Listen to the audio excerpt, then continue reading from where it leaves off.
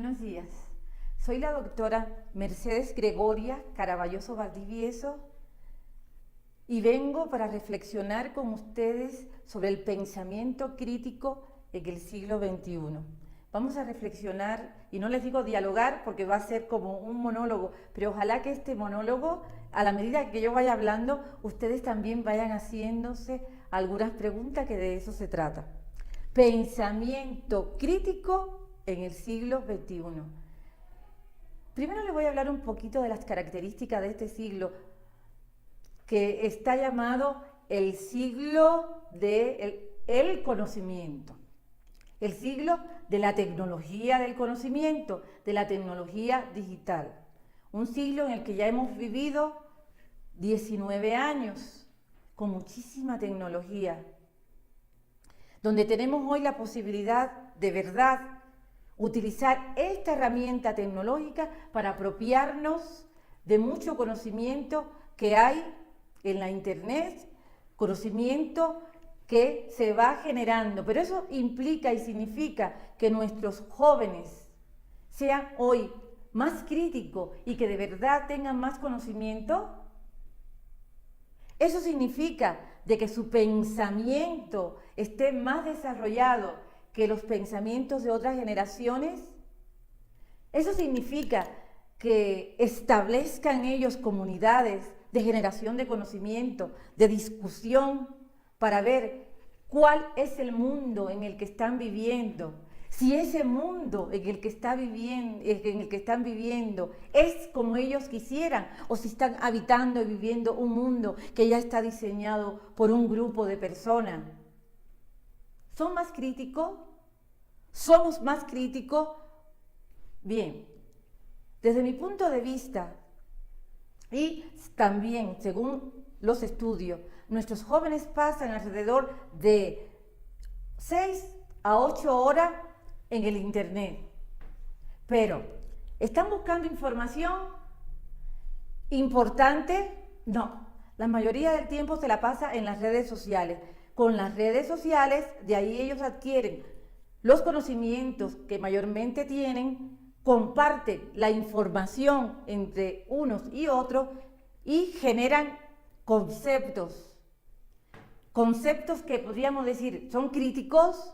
Veamos, para que un concepto y un pensamiento sea crítico, ¿cuál es la primera característica que debe de tener? En primer lugar, tiene que poner en cuestión la realidad, tiene que poner en cuestión la esencia misma de lo que está reflejando ese concepto. Digamos, ¿cuál es la característica de nuestros jóvenes? Bien. Una de las características que tienen nuestra juventud es que en este estar metido en el internet, la interacción que establecen con el otro no es una interacción cara a cara, sino es una interacción con una realidad virtual que confunden ellos con la realidad verdadera en la cual nosotros vivimos.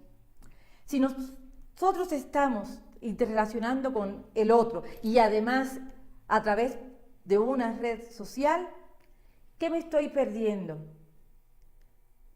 Me estoy perdiendo la interacción netamente humana, esa que se da en la comunión, que me permite establecer críticas, que me permite establecer y parir ideas, ¿verdad? Ideas que sean importantes para mi formación, ideas que sean importantes para analizar la realidad social que estoy viviendo y sobre todo ideas que me permita ver cómo yo con el otro puedo cambiar esa realidad, si no me conviene, para el bien de la sociedad y por supuesto para mi propio bien. ¿Por qué ocurre esto? Porque realmente nosotros hoy estamos viviendo una realidad donde un grupo está dominando desde el punto de vista ideológico y desde el punto de vista económico y nos impone a todo esa ideología Y nosotros, sin darnos cuenta, ¿qué es lo que hacemos?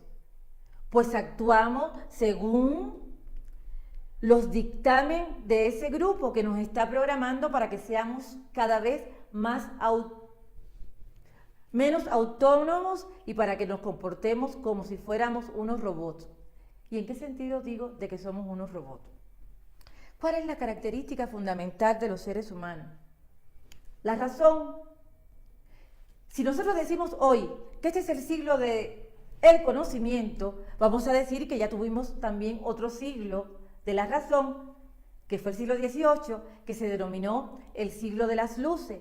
¿Por qué? Porque la razón humana es uno de los elementos más importantes y más característicos que tenemos. Aunque fíjense que en este siglo, o desde finales del siglo XIX, se puso en cuestionamiento la validez o no de esta característica racional que tenemos nosotros.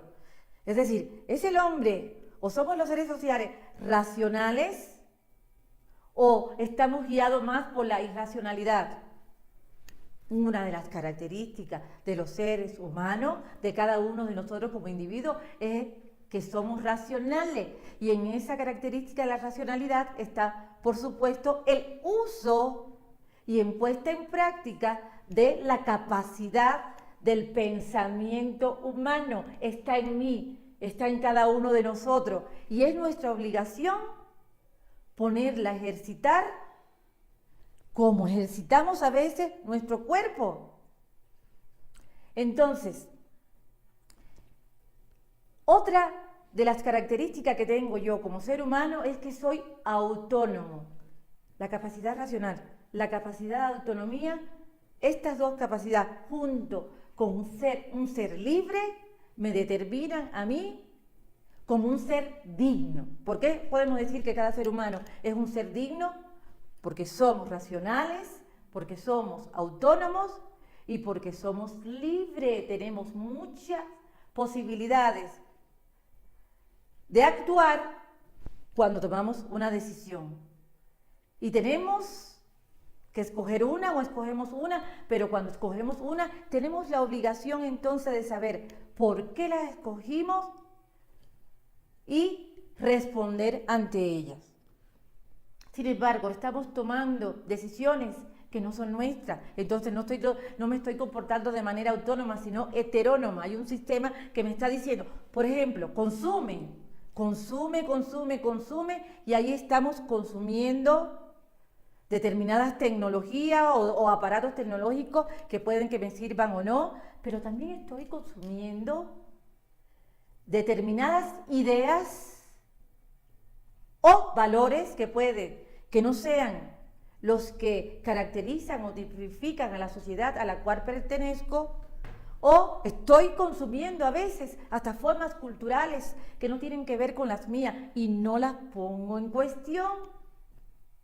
Es decir, yo puedo consumir lo que yo quiera, por supuesto, para eso soy libre, pero cuestiono realmente si eso es lo que necesito o no, si eso es lo que me hace falta como individuo, si eso es lo que le hace falta a mi sociedad para que sea una sociedad más justa, más igualitaria. Eso yo no me lo cuestiono.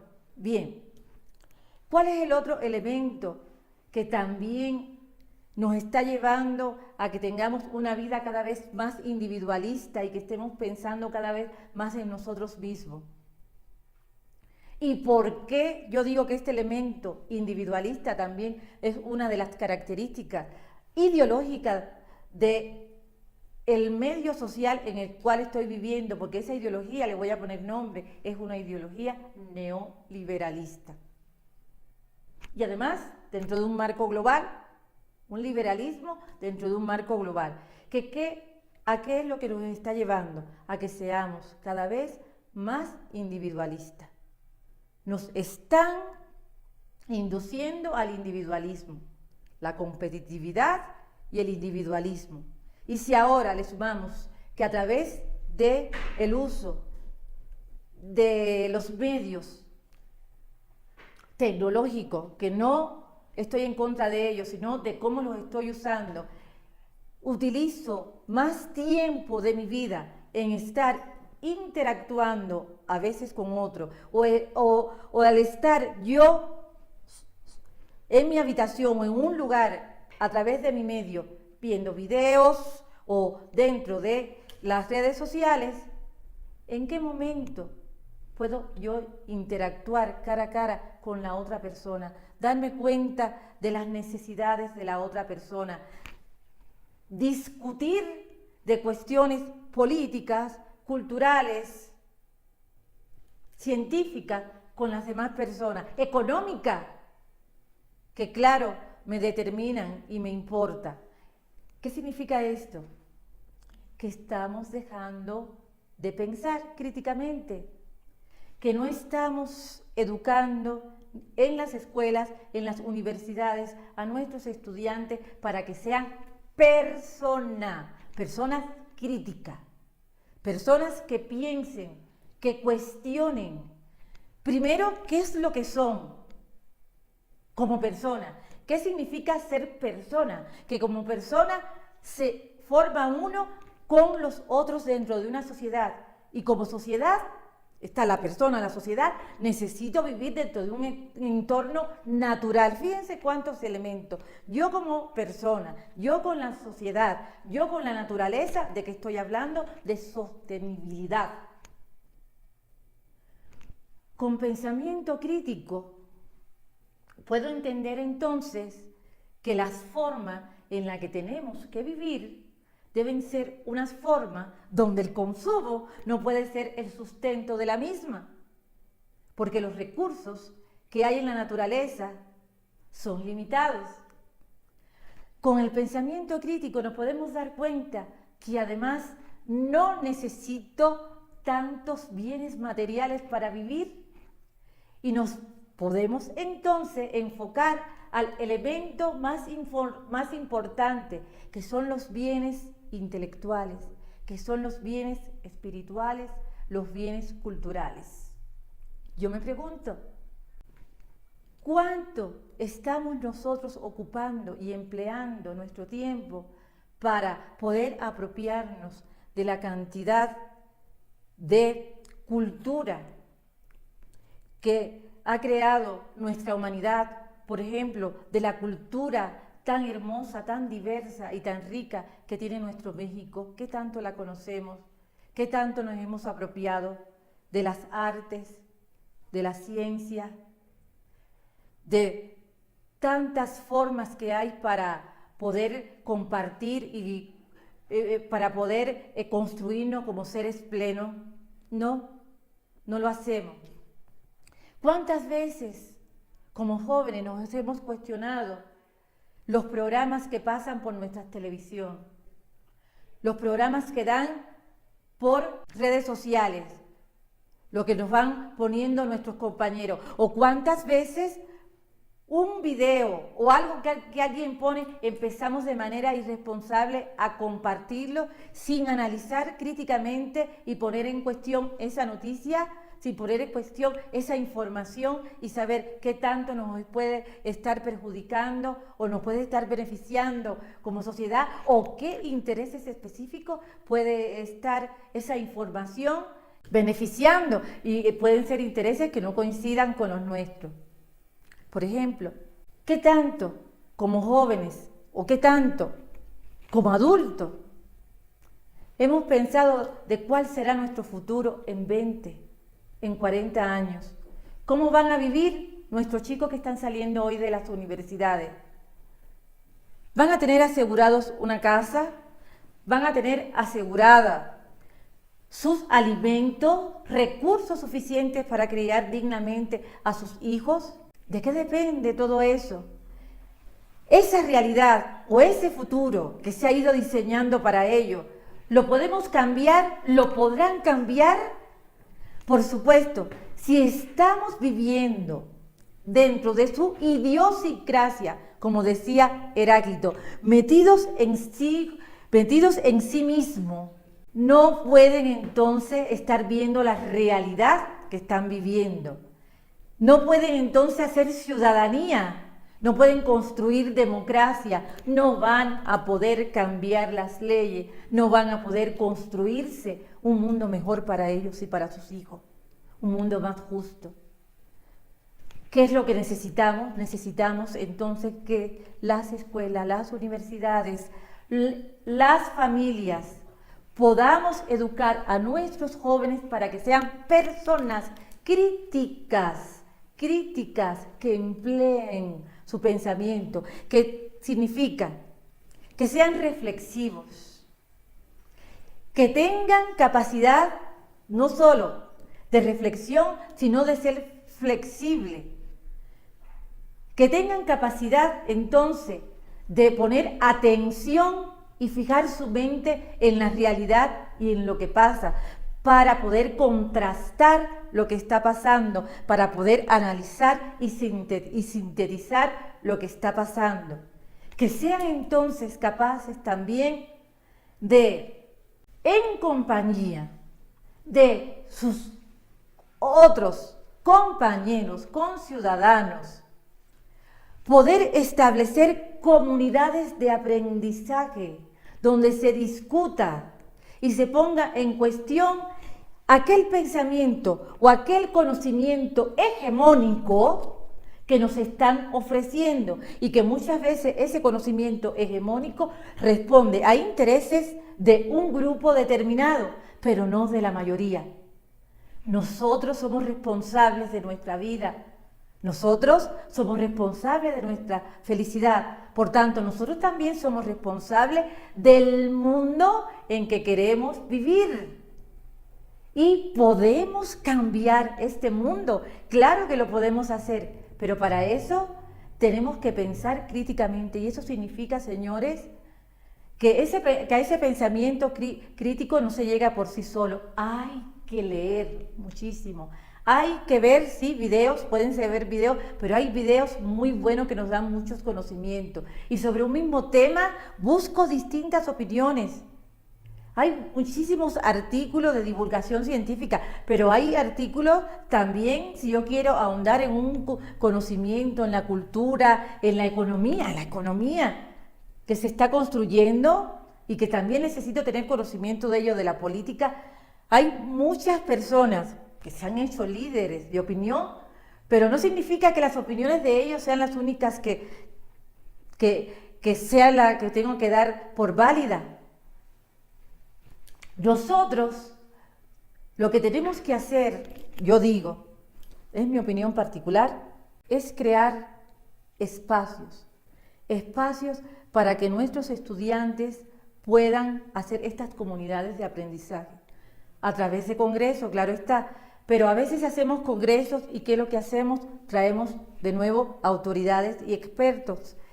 Y sí, son autoridades y expertos y somos necesarios en la sociedad, pero uno de los elementos más importantes es entender que nuestros jóvenes ya pueden ser ellos también autoridades. ¿En qué momento son autoridades? En el momento en que se ponen a desconstruir y a cuestionar el conocimiento que está y empiezan a reconstruirlos a partir de sus propias vivencias, de sus propias necesidades.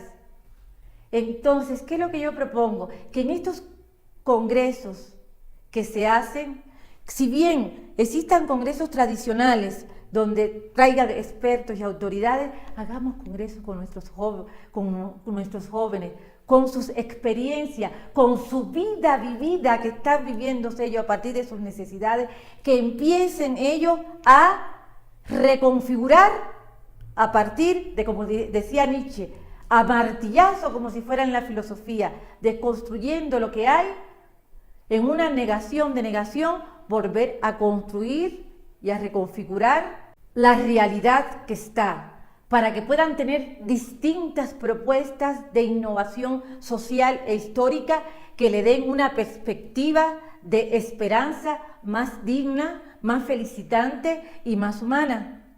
Como docente, nosotros como estudiantes, porque digo docente, profesores, científicos, lo que vamos a hacer toda una vida es estudiante, porque vamos a estar estudiando. y eso espero hasta el fin de nuestra existencia, que nos dé para eso la cabeza, tenemos una responsabilidad y es liberar a nuestros jóvenes. Y hacerlo más libre es hacerlo crítico. Hacerlos críticos es hacer que cuestionen incluso todo lo que yo estoy diciendo, porque lo que yo estoy diciendo tiene que ver con mi experiencia vivida, tiene que ver con mi formación. Ellos tienen entonces que cuestionarla para ver qué parte de lo que yo estoy diciendo puede ser real o qué otra parte tiene que ver con opiniones o tiene que ver con la vida mía, tiene que ver con las creencias que yo tengo.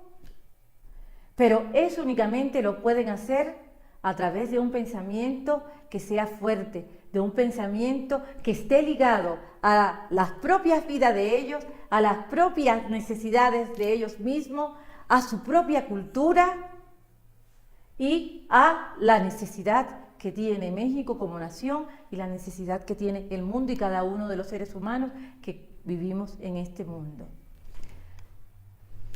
Hasta aquí los dejo y los invito a que sigamos ejercitando y ejercitando hasta que podamos decir: me liberé para construir una nueva sociedad y construirme como un nuevo ser humano. Muchas gracias, Didepa, por esta invitación. Muchas gracias, UAM, por invitarme, y cuando quieran o si les quedó alguna duda me pueden encontrar en el siguiente correo: mercibaldi@hotmail.com. Hasta siempre.